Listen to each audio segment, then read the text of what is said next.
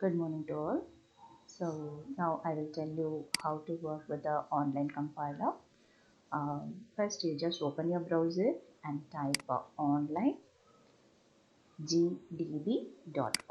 So just move on to this website, and once you open it, it will try to open, and you can see by default initially it will be select and will be available. Just change it to a C program. You can also try for other languages, but our objective is now to learn the C programming. So I will select C. Once you select it, you will get the basic program.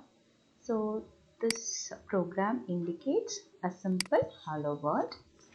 So we are already aware that each and every C program contains the stdio.h, which infers it's a standard library which will try to bring all your input-output devices for your programming.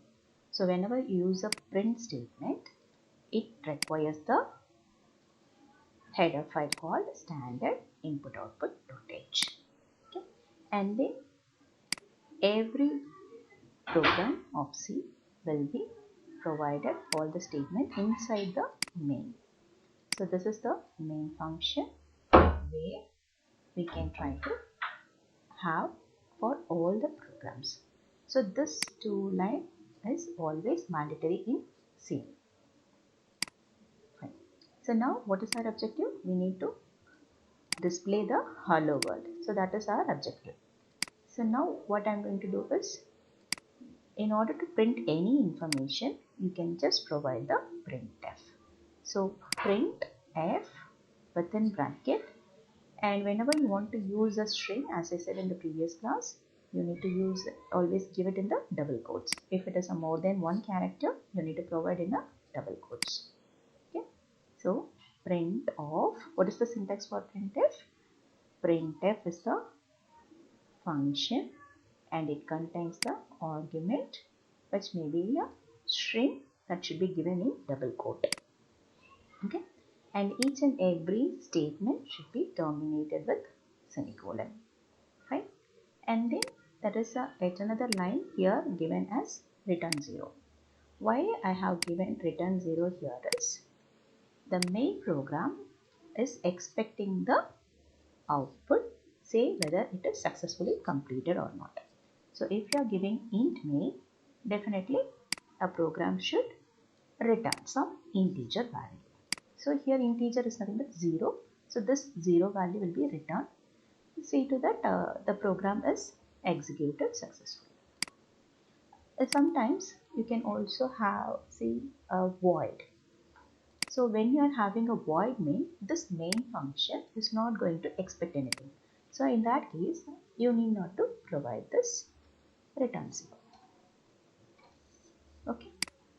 So now we will try to run.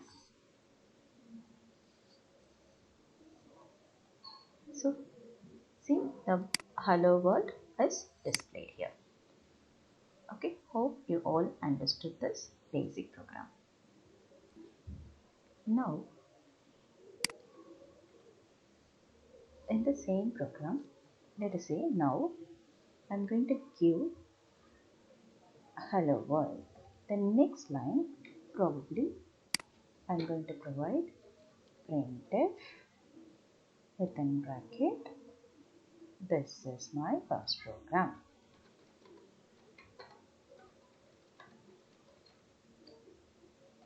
At the end, you need to give a semicolon. Shall we compile again?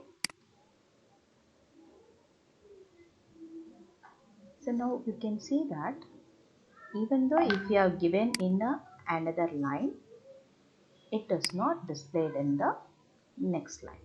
So whenever you want to bring the pointer to the next line, you must provide /n.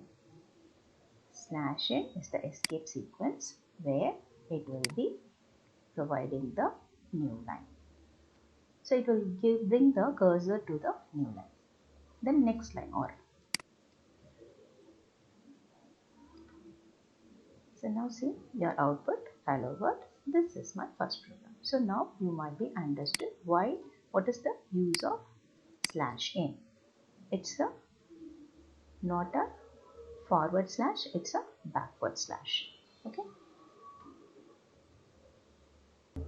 Also, it's not that each and every print statement you want to provide. The same message, I'll just try to paste it next to this new line. You might wonder that the output of the previous one which you have expected. So continuously you can place the strings, and whenever you need a new line you can try to provide slash in. Similarly, hello world, this is my first program in C language.